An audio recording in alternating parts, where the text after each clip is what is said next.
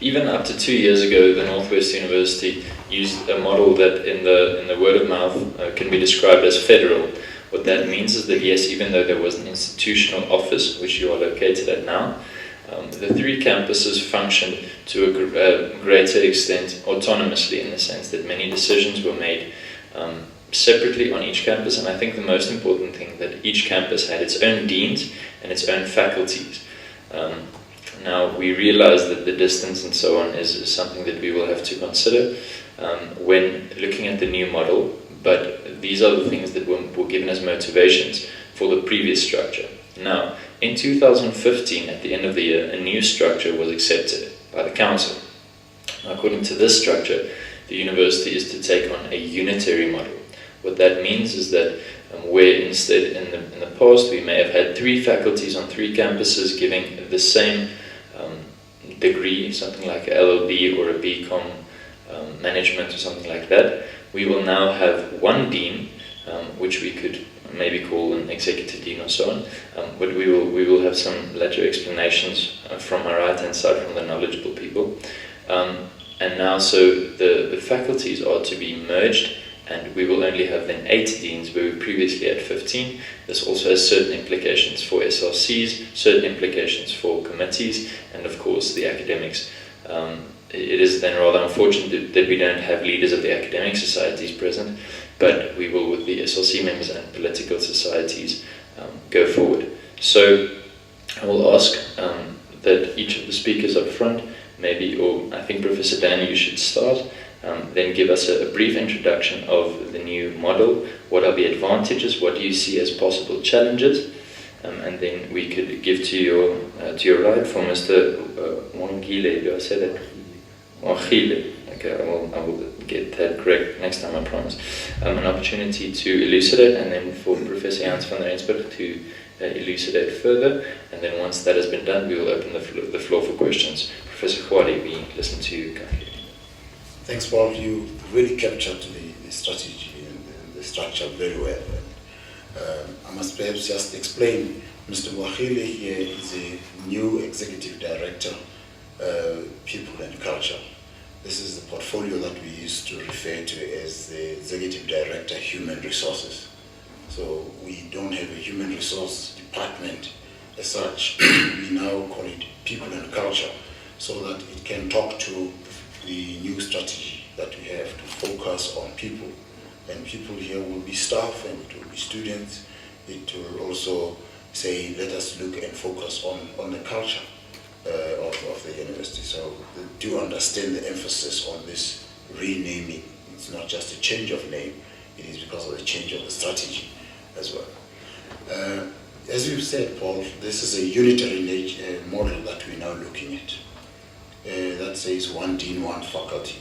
And I must say it's really looking at aligning the core business of the university to ensure that the quality of our programs is the same across the institution. We are, by looking at this new model of a unitary nature, a unitary institution, taking our campuses as sites of delivery for our programs. A student will belong to a faculty, and that is one faculty across the university. But the student will choose to study at a site, at Poch, or at Mafike, or at Val, but belonging to the same faculty, because when you graduate, you've got to ensure that you actually have the same quality across the university. And the advantage, of course, this is that you can do your first year at one campus and go and do your second year at another campus and go back to your other campus for your final year. So it gives you that flexibility as a student. And what we have already done is to ensure that even access to the resources of the university, it becomes a bit flexible. If you are a student coming from Vereniging and you study here at Poch campus, you can, during the weekend when you are home, just take your student card and access the facilities at your Van der Bijl campus. So the 3 campuses of the university are actually your campuses. You must have equal access to those, and also equal access to the resources there. So that's basically at the core of our new strategy. And of course, we are looking at not only a unitary institution, but of superior academic excellence. Superior academic excellence says our core business becomes the focus in what we do. And of course now, with a commitment to social justice. This is the transformation statement of the Northwest University, to position and transform the Northwest University as a unitary institution of superior academic excellence with a focus to social justice. Prof. Khadi, I just wanted to ask, we spoke about the quality education. We have a situation where we have lecturers who cannot speak English and Afrikaans. How will the strategy guide and maintain good quality in both English and Afrikaans on our campus? There will be certain implications on this new strategy. Could you please elaborate upon those certain implications? I think I remember clearly that it was shared about last year and it wasn't yet complete. The dossier. Coming to it, my question is more focused on the access across all three campuses. Maximize. How is it that we're going to maximize and try to equilibrate or make access throughout the whole campus equal in terms of race and gender? Yes, so as far as the quality and language is concerned, I think the question is really at the core, at the center of our language policy, to ensure that students of all different language backgrounds can actually receive tuition and there's equity in terms of the provision of tuition. And that is what we're looking at, and that is together with our simultaneous translation, now looking at parallel medium. And I know for the Bosch campus already, this will be where this will be more relevant because of the introduction of parallel medium classes that seeks to address that issue as far as equity is concerned. And I guess also the one that you raised as far as access is concerned, all the campuses have got targets in terms of looking at the increasing the minority students in all the campuses so that there is equal diversity across the Northwest University. Because central to our transformation strategy is also to embrace diversity. And I must say, of course, the targets there will be looked at. Other campuses reach theirs faster than others, and we will just going to keep on setting these targets as a way of increasing our diversity of the campuses. I think when we say there are going to be implications, I will focus my answer specifically on the student life, as that is my area of quasi-expertise. Alright, so the first thing that will have to happen is that we will have to have one constitution. Now it is so that at this stage we have one ISRC constitution, which has been approved by council, but we will now have to align the house rules of the SRCs to a certain extent. Obviously we realize that, for instance, soccer is a much bigger sport in Mafeking and rugby is a much bigger sport in Potchefstroom, and we won't say that each campus is limited to 8 rugby teams or whatever. That won't work. We will realize that even in SRC structures, we have a unique culture on each campus. However, certain things will need to be aligned. I give you the most practical example in SRC numbers. Now, in front of you, you see Yandre and Janine. Their portfolios are, Yandre's is to collect money for charity and Janine's is to allocate that money for charity. Now, neither of these portfolios exist on the other campuses. They only have 12 SRC members. We furthermore split our Secretary General into what you know as liaison and internal coordination. Therefore, we have 15 portfolios, where the other campuses have 12. And for it to truly be one university, we will have to align these things. Now, my dream would obviously be, and I believe that Professor Khwari shares this dream with me, that we have something like RAG, a charitable event on all campuses, and that we maybe look at other portfolios on those campuses. However, we will obviously on our campus need to look at the way that we address things. Another question that has been asked is how exactly the SRC will be elected, because I think this is a rather important question. I think on our campus we've said that you need a certain level of expertise. For instance, I needed to be on a committee in order to stand House Committee, I needed to be on a House Committee in order to stand SRC, and I needed to have been on SRC in order to stand President. Now on other campuses, this isn't the case. You stand by your party, and if your party wins, you are SRC chairperson, or you are SRC whatever portfolio, and you don't necessarily have a background knowledge of that. So we will have to look at these things and discuss them. At this stage, I can honestly tell you that we do not have a clear-cut way forward, but if it depended on me, well, if it was only me making the decision, I would say that a system where a student leader has a certain background in the field makes sense to me. And I think that if you base it on national research, it shows that our campus student life truly is excelling, if I could be so modest. First and foremost, it's about transformation of the university as it is. With me, I can see there are projection percentages or something like that as to how we wish to see the university developing. But it does not say as to steps that will be taken towards these achievements of numbers and percentages and so forth. And then another thing that I'd like to know, Mr. Visi, is that if you are going to have one dean across the university, what is going to happen to the current deans? Are they going to be demoted, or what is going to happen to them? And one thing again, if we are going to have one dean, I'd also love to know if we are also going to have one SRC and one rector and so forth. I think that's about it. Oh, last clarity seeking question is that, is it only the deans of the faculty, or does it also apply to the dean of students?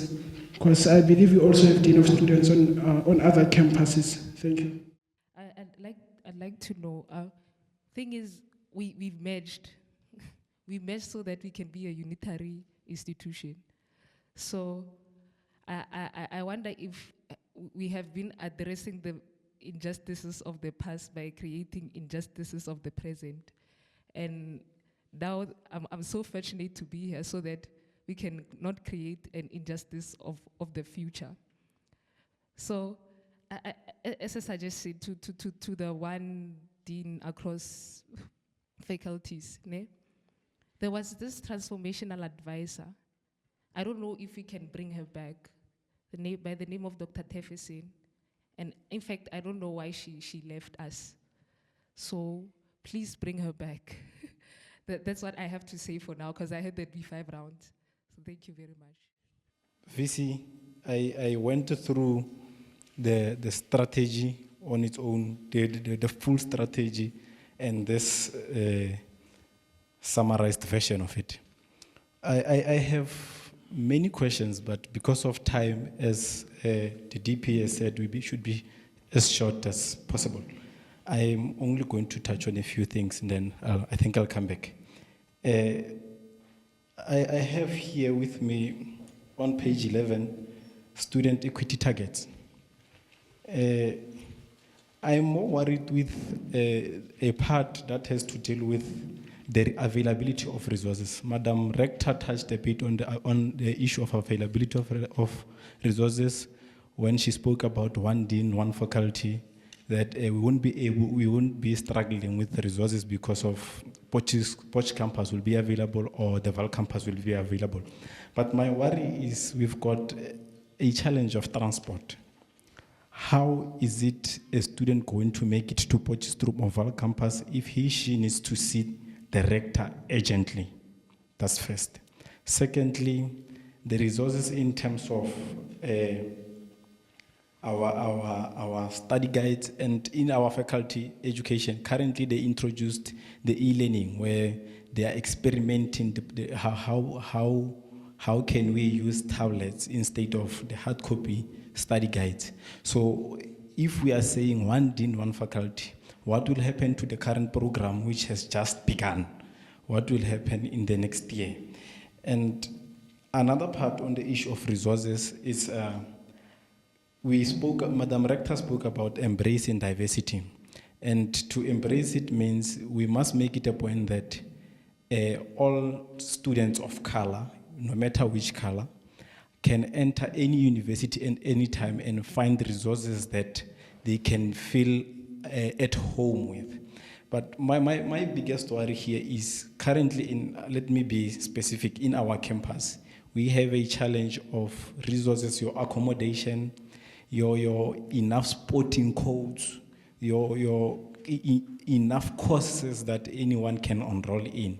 So my worry is, how are we going to make it a point that students of color would feel accommodated in the Mafikeng campus more especially, and the Val campus? Mr. Vice Chancellor, I want to ask a very simple question. How will the one dean, one faculty model address the issue of other programs being offered in a certain campus and not being offered in another campus? How will the one dean, one faculty address that issue? And one other thing I want to find out is that the dean of a faculty, he or she has a lot of work. So if we have one dean across the entire university, how will that amount of work, how will it be divided?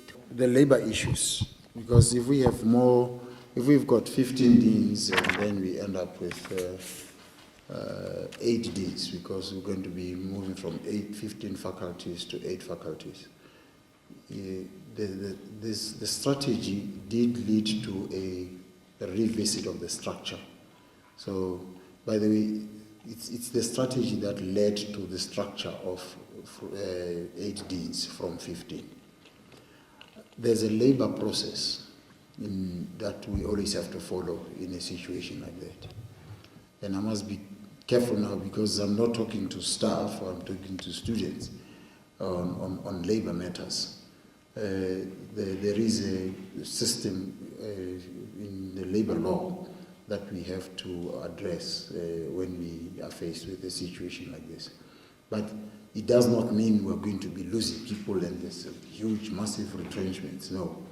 It means we are not going to engage with people if there is a possible redundancies in positions. Then you engage with themselves or with their unions on that matter. The student governance issue, we have not decided exactly what are we going to have one SRC, because we have one dean, one faculty. Are we going to have one SRC for the university? But we know we have the ISRC, and this is the matter that students are now going to address. The ISRC is still going to bring that matter to yourselves to discuss and suggest this governance model at student level. The student governance model, it's not for management to sit and dictate and impose on you. You are the ones that are going to suggest how, given this model and the direction we are taking, how are you going to then propose the student governance model?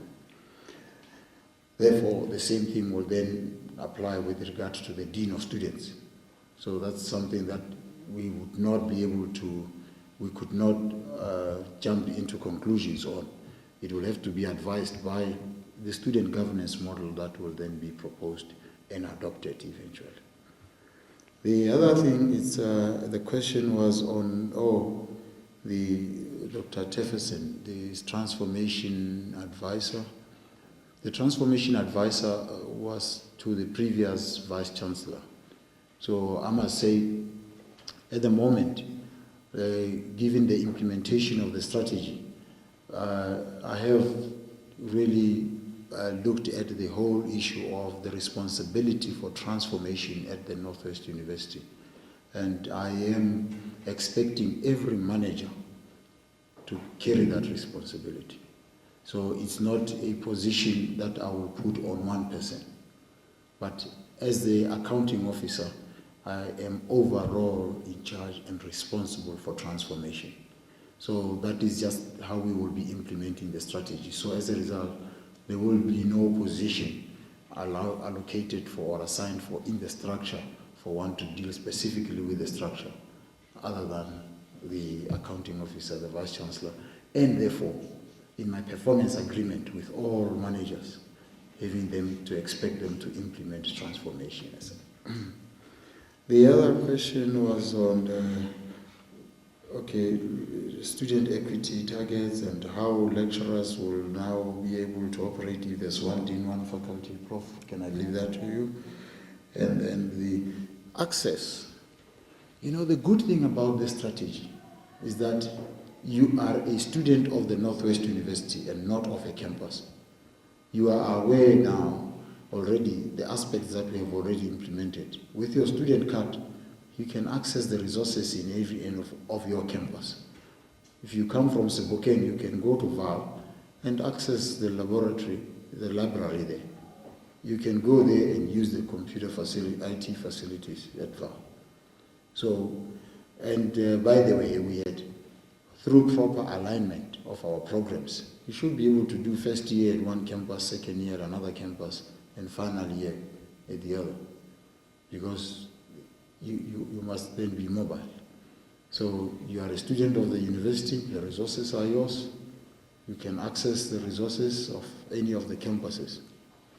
So that is the importance of the strategy. I see there's a question that you raised there, very importantly, to say, what about diversity? Particularly you were mentioning Mafeking and Val, that they must also be open to the minority students.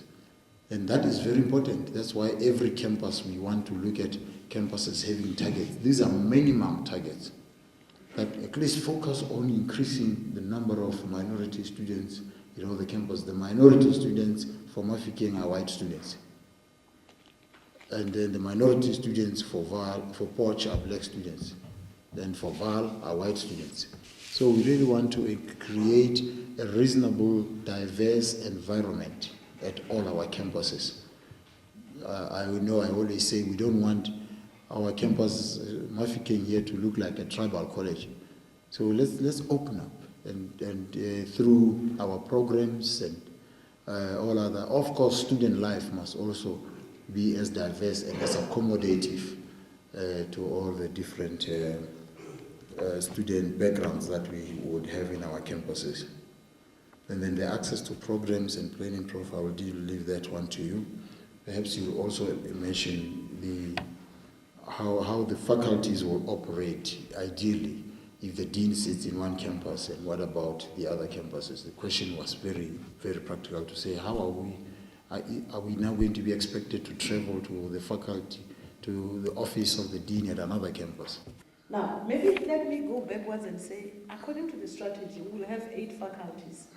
The Faculty of Law, the Faculty of Business and Administration, Faculty of Engineering, Faculty of Health Sciences, Faculty of Education, Faculty of Human and Social Sciences, Faculty of Agriculture and Natural Sciences, and the Faculty of Theology. Now, this means these faculties will be placed across the 3 campuses. The dean can sit in Mafeking, the other dean can sit in Val, another one in Poch, just like that. Now, coming to say the programs that are probably not in Mafeking. Let's look at, for an example, the Faculty of Engineering. We don't have engineering programs in Mafeking. But the Dean of Engineering could decide and say, like for instance, we have already started on working on a program, Agric Engineering and Transport Engineering. So with these 2 programs, this means we will not necessarily have a faculty here, but we can have a school that addresses engineering. And the Dean of Engineering will really take the responsibility of those programs. So this means a faculty which is situated in one of the campuses, like, for instance, agriculture, they can extend an arm and do something in another campus. So the same will happen at Mafeking as well. I was trying to answer the question on what about the courses that are not available at Mafeking. We're not saying we're going to duplicate everything, because if we duplicate, then we are as good as, I don't know. We would rather grow and have other programs that are not in any of the 3 campuses and have them started. That will be growth. Otherwise, with much of duplication, we'll end up not focusing on the growth, but focusing on reproducing ourselves, which also bring a strain on resources as well. But if you're starting a new program, that also enhances growth of the university. Yes, you are right. 1 dean, 1 faculty When you look at the distance that amidst the distance that we have to travel from Potchefstroom to Mafeking, from Mafeking to Vaal, it's about 300 kilometers. And if you have one dean who is looking at all the 3 campuses, it will almost be impossible for that person to have a feel of all the campuses. So what is going to happen is that where there are programs in other campuses, and when one dean is situated in one campus, the other areas would have either the deputy dean, depending on the size of the faculty, or the director. So for instance, if you have a program like natural sciences, we have natural sciences in Mafeking and in Potchefstroom. This means one dean will be situated in one of the 2 campuses. And then the other place, you could have somebody like a deputy dean. Or even in the business school, you would have, we all have the business, the Faculty of Business and Administration. So you could have one dean in one campus, but the other 2 campuses, you look at the size of the place and say, then you need a deputy dean, or in another campus you need a director. Those will still report to the dean. And this dean, even when the seat is at Potchefstroom or at Mafeking, this person will be responsible for the activities at Vaal and also at Potchefstroom. Meaning that this dean cannot manage Potch if the person doesn't know what Potch is. So it means this person will not be only stagnant in one place. We'll have to move around. And besides that, when we talk about resources, in terms of the challenge where you don't have transport and all that, we're trying to also improve our teaching environment, that we use more of technology than the physical presence of a person. So this means you can sit in this room and attend a class that is taught at Potchefstroom or at Vaal, and then you get that information at the same time. So that is the kind, and I know psychology have already started doing that. So there, one lecturer, a psychiatrist, will teach all students of the Northwest University. So that then you have one person who is addressing the needs of all students. You are taught by, say, one person. Of course, it won't be possible in all other programs. But when you look at the scarce resources that are not available, then you can easily share one person assisting everyone. So that's also addressing the issue of the workload and also the issue of the transport.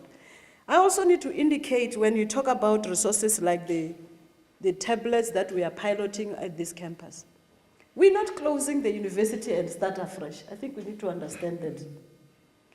We bringing in, facing in the change.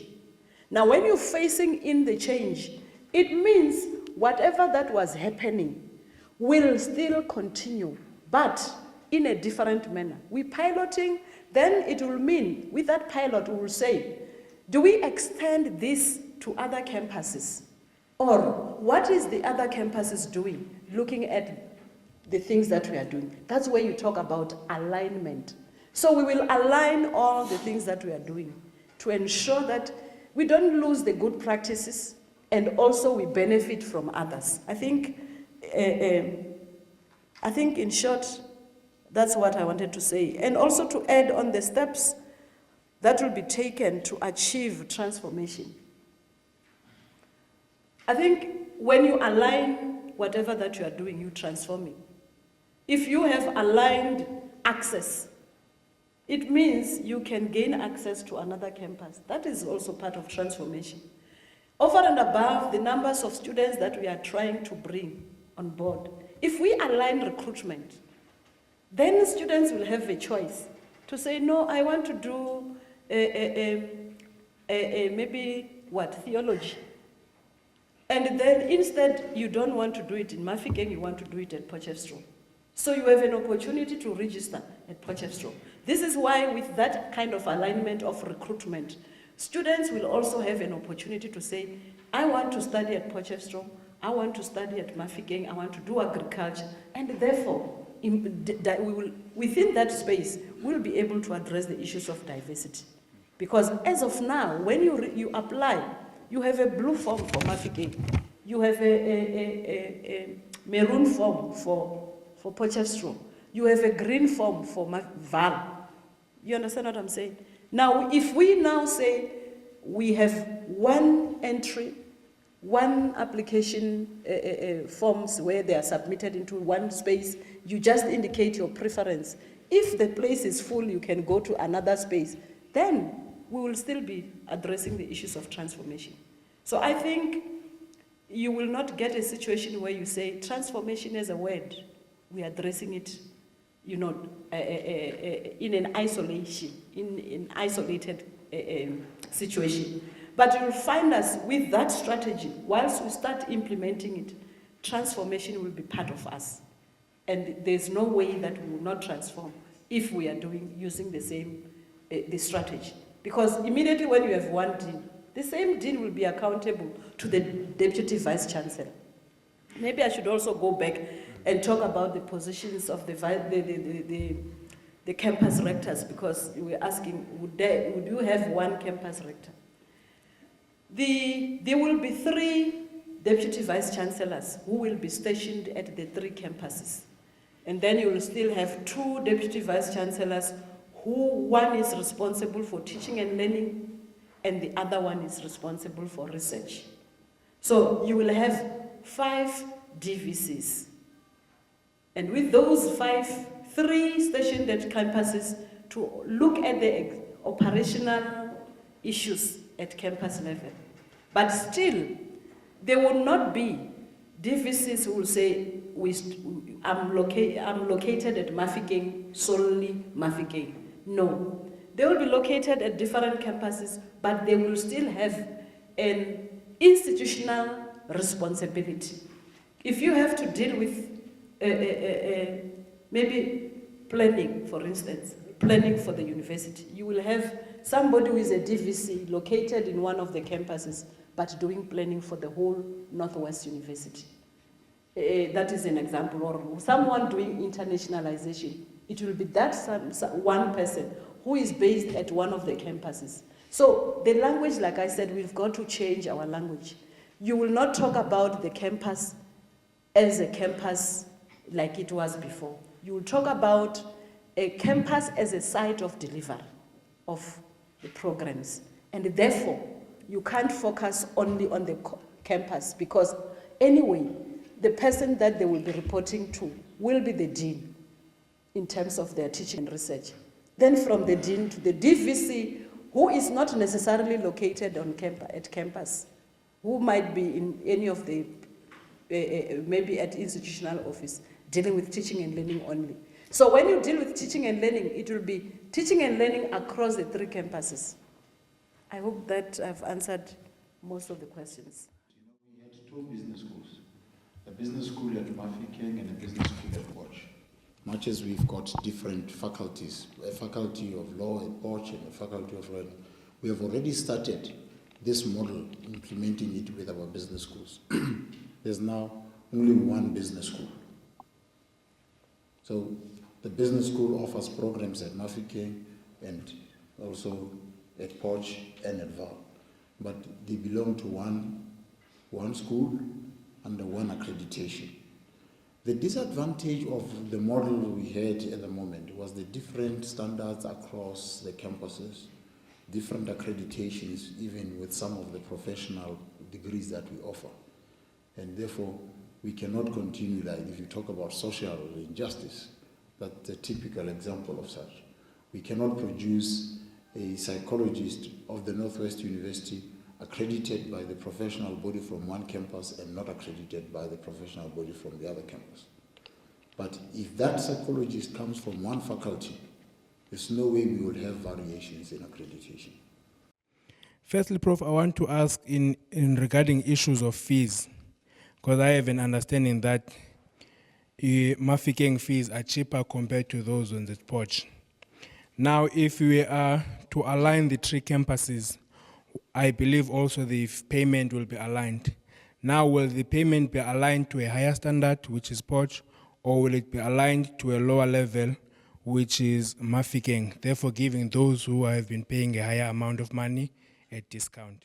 Some of the issues are exactly what the strategy intends to address, the concerns that were raised. I mean, if at any stage there was a situation where the fees are not the same for the same program of the Northwest University, then that's not fair.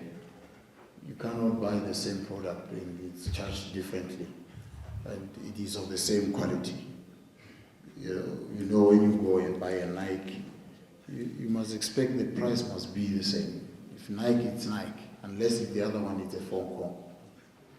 But those are the alignment issues that we need to look at.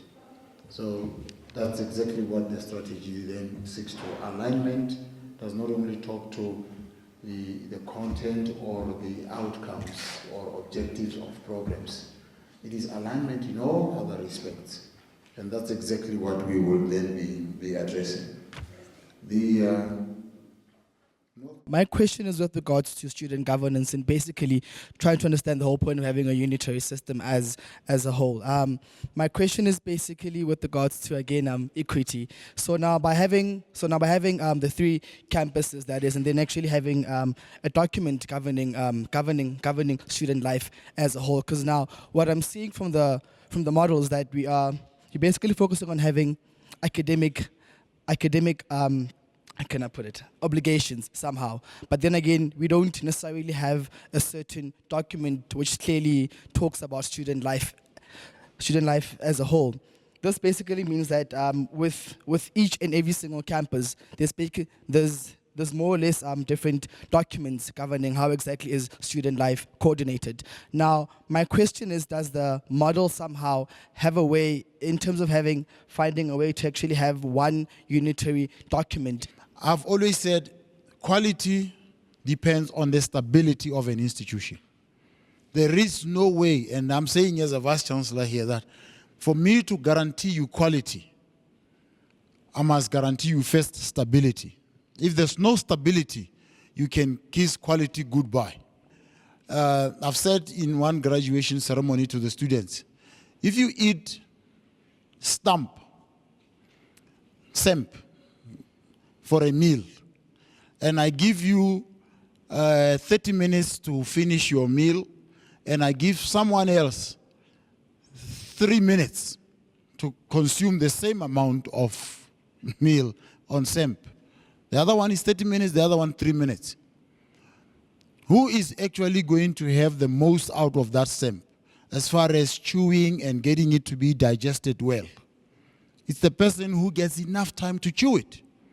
If you did yours in 3 minutes and the other one did it in 30 minutes, you can always check by the byproduct.